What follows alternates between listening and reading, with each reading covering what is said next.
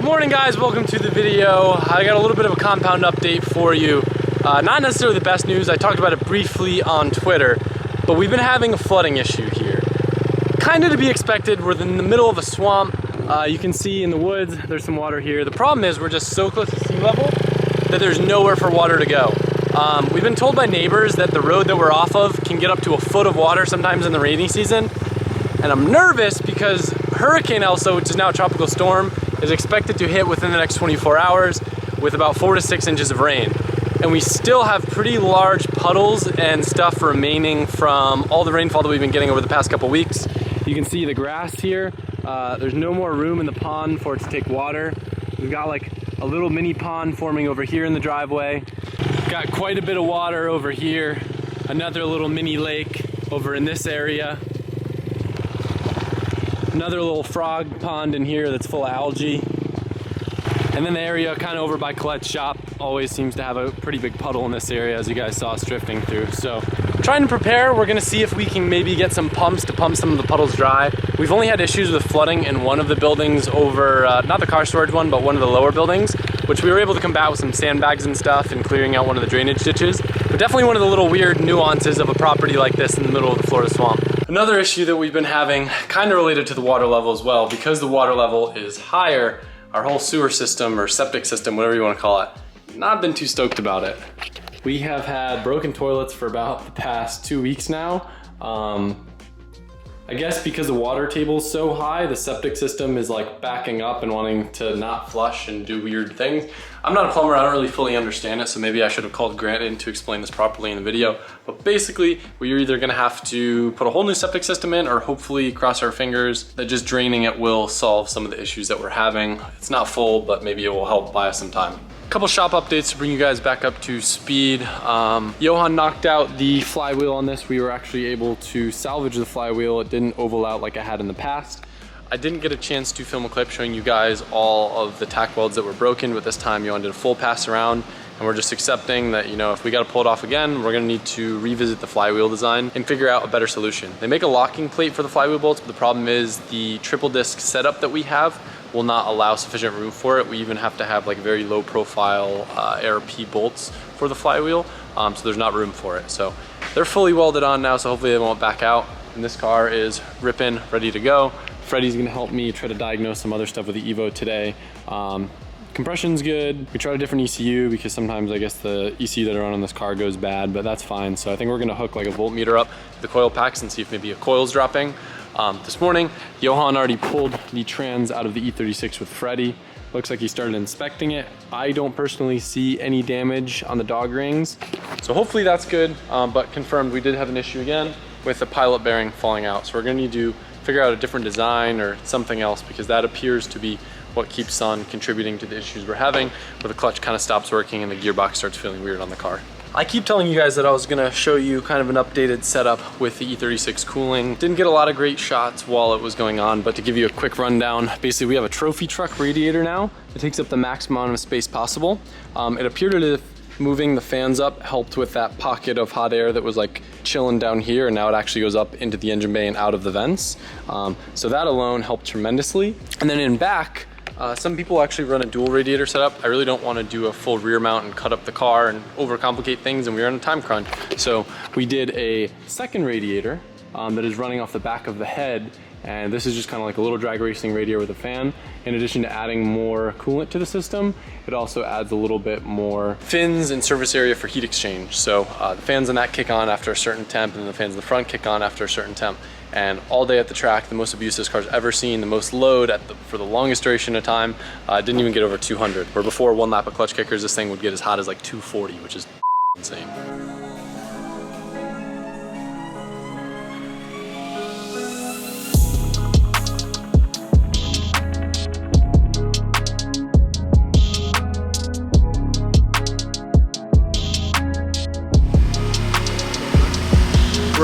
We're gonna take the K cars to a local little wing spot. Real pumped on this. There's a lot of like yee trucks there, and we're about to roll up with the two smallest things we have here. I think I always got such small cars, we can just fit right out of here. Yeah. I'm excited. We've been getting wings from this place forever, but we have never eaten there. Oh! Playing bumper cars already? 3, 2, 1. Oh my god, poor transfer case. Oh, what you doing? No, you what? A little bit too much fun there, buddy. Didn't even let it warm up. Oh, watch this. Dude, this is like terrifying driving this thing on an actual road. It's like struggling to get up to speed. I am foot to the floor right now. We're barely doing 60. Thank God these things are 5-speed. Yeah. I would love to drive this on the road. The thing is, we've got like semis and stuff here, and I would be terrified if I like braked and then one of them I feel like we're in a tin can right now. Kinda. Does it feel like we're floating? Yes. Dude, we're cruising at $5,000 doing like 50. Love that. Now I see why this thing revs to $8,000, bro.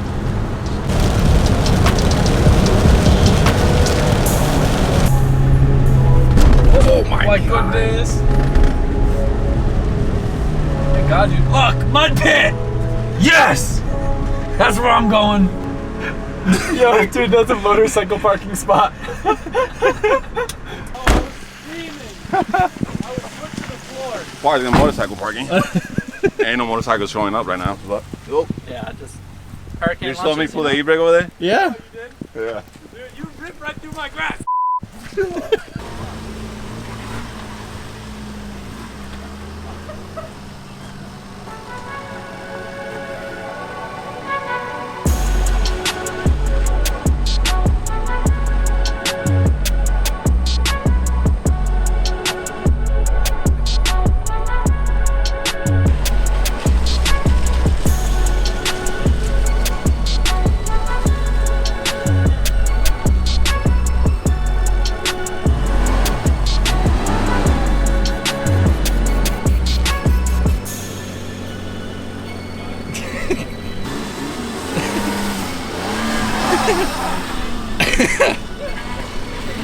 Oh.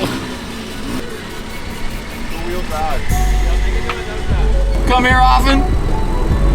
only on Tuesdays.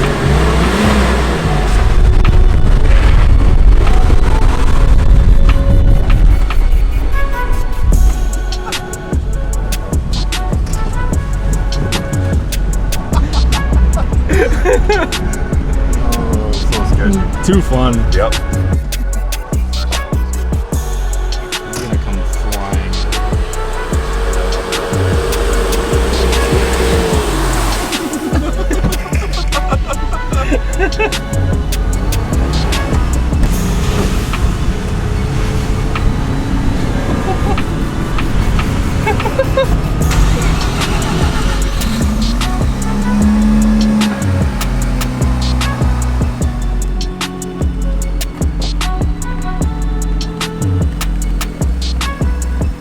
Thought it was time to pull the RX7 out. This car's way nicer than I remember. So, if you guys aren't aware, it's technically Sevens Day, July 7th, 7/7. Why is that significant? RX7. I will be transparent. My original goals was to have my RX7 done for Sevens Day, but between moving to the compound and trying to run in a Formula Drift team, it's just one of those things where I had to get kind of put on the back burner. I knew that this was going to be the first project once we got the move completed, and I didn't want to start tearing into this car until we were properly set up in the new shop. I wanted it to kind of be like the first project, but it's Sevens Day and I wanted to do something RX7 related, especially now that I'm down to just one. So I decided today I'm going to finally reveal to you guys what my plans are for this car, go over it, and show you guys the new power plant that I have ready to go.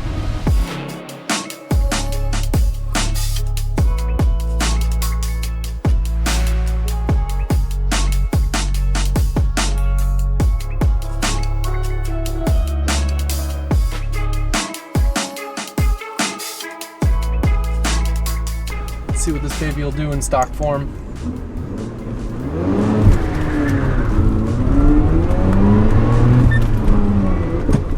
Dude, it rips, huh? Yeah. This thing is healthy. Definitely clunky, just like the other one. Could use some bushings. that's on the list amongst many other things, but I'm gonna pull it in the shop and we're gonna dive right in.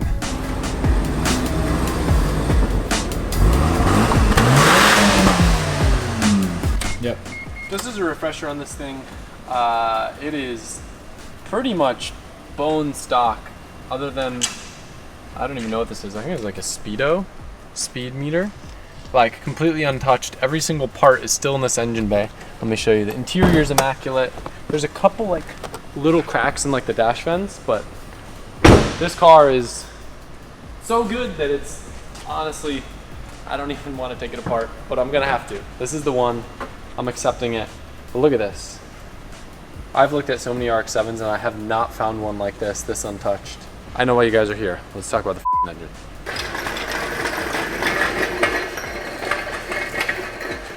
Well. What do we have here?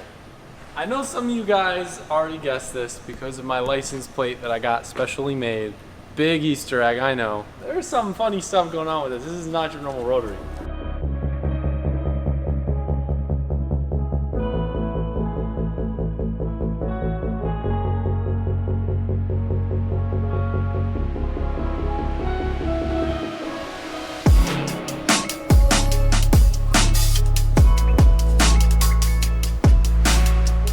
I'm gonna do my best to walk you guys through the thought process for my very first 4-rotor here.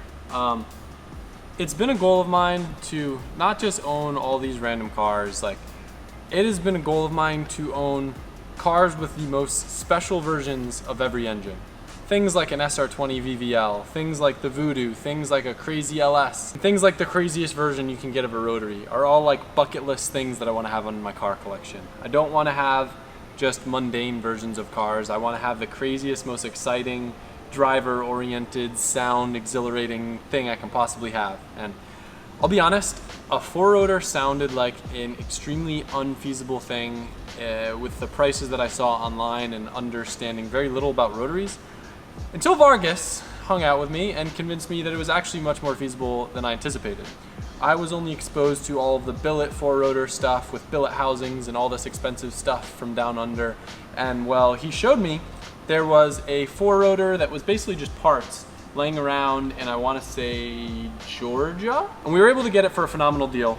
Now, this engine has actually been done for, I want to say 4 or 5 months now, which is kind of insane. It's just been sitting on a stand, ready to go, but I haven't wanted to kind of reveal it or talk about it because I knew it was going to be a while before we had time to work on it, and I didn't want to be like, yo, this is what I'm doing. I wanted to just do it.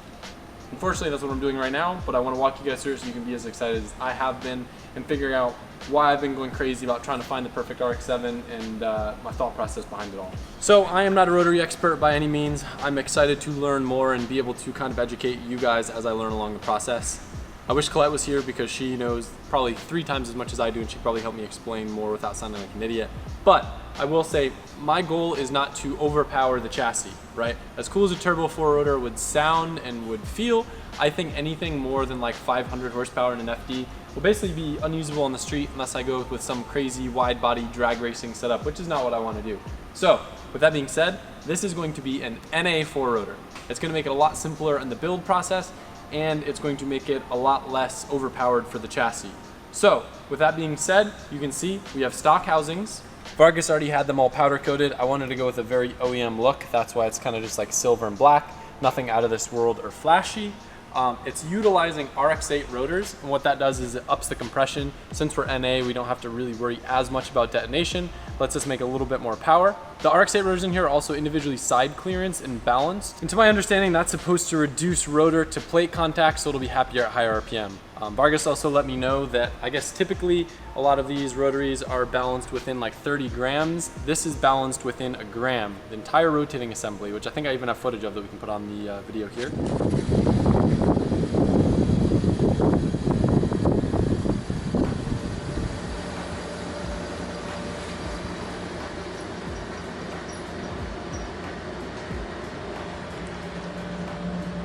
Boom. See this one? Can't see that. There you go. Perfect. All under a gram. 0.2 on both sides, which is like nothing. You can drop a hair on that bitch. It'll throw it off right now. But so the assembly's balanced, rotors are machined, the housings are, you know, they're done. Peripheral port. Mike already did the custom inserts on it, so we can put the wing clamps, you know, the flexible with the O-rings. So the next step is building the engine. So let's get to it. He's telling me that we could reliably rev this thing to 11,000 RPM. I'm gonna tell you guys, if I can hit the 10,000 RPM mark, I'm gonna be stoked. That's been like a bucket list goal, is to have a car that revs into the 5 digits. I had to double check to make sure that I was right on the number of digits. But I think we'll end up somewhere around the 500 horsepower range, maybe a little under, maybe a little bit over. It'll probably run on ethanol. I might run it on pump gas. I don't know. I'm scared with ethanol that it's gonna use way too much fuel. This thing's gonna be a bad, but it's gonna sound great. If you notice over here, it is a full peripheral port. It's actually machined too to accept an HD clamp. So when we get our ITB set up that it's on the way, we'll just weld some pipes to these, and then we'll just have one V-band per housing, which is kind of neat. I'm a little bit worried with a full P that it might be a little bit hard to idle. I know that's like kind of an issue with some of the 13B stuff and even the 3-rotor stuff, but I've been told because it's a 4-rotor, it'll have a little bit more grunt. So a lot of times with a full P, you hear cars like idling super high, and it's kind of annoying to start from like a stoplight or whatever. But I think because it'll have so much grunt with a 4-rotor, it'll be okay.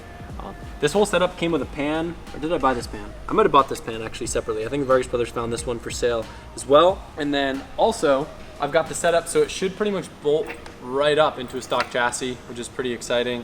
I have a clutch to work with a stock trans that came with the kit when I bought it. Although I don't think I'm gonna run a stock trans. Right now, the plan is to use one of my Samsonas since I have another one laying around. I feel like it'll be a really good lightweight kind of suit for this.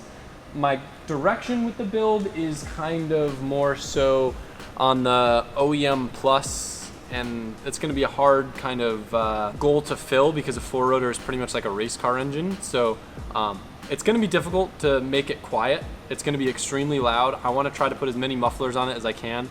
I would love to have working AC, even though I know I won't have room for it on an accessory, and I'll probably have to run like a 12-volt AC compressor.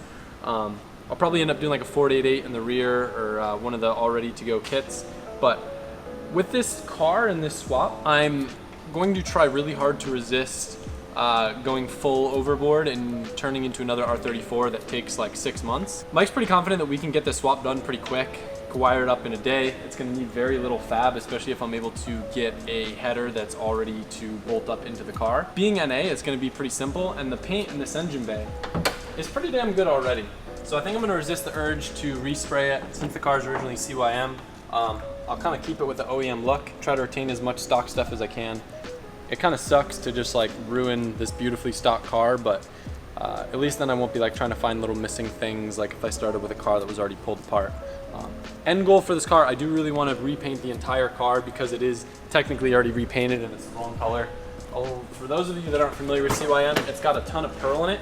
You can see it here in this door jamb. When I put a light to it, it's got a nice kind of like glisten with the pearl, where this car, I don't know, everyone cheaps out on pearl. I hate it.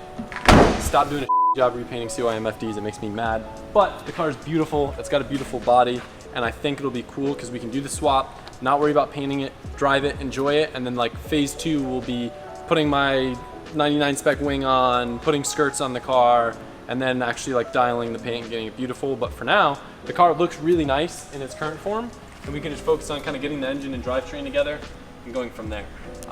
I don't want to go into a crazy amount of detail with all of the little specifics like the seals and stuff that's going on internally with the 4-rotor, because I'm going to be 100% transparent. I am so new to the rotary world that I would rather just not go into detail and sound like an idiot trying to sound smart, and let Vargas talk about it when he comes down here. So timeline wise for this, we're looking to be operational in the new shop as soon as tomorrow, although we're all going to be gone for Formula Drift Erie, and hopefully as parts start showing up, we can start kind of cracking on this thing.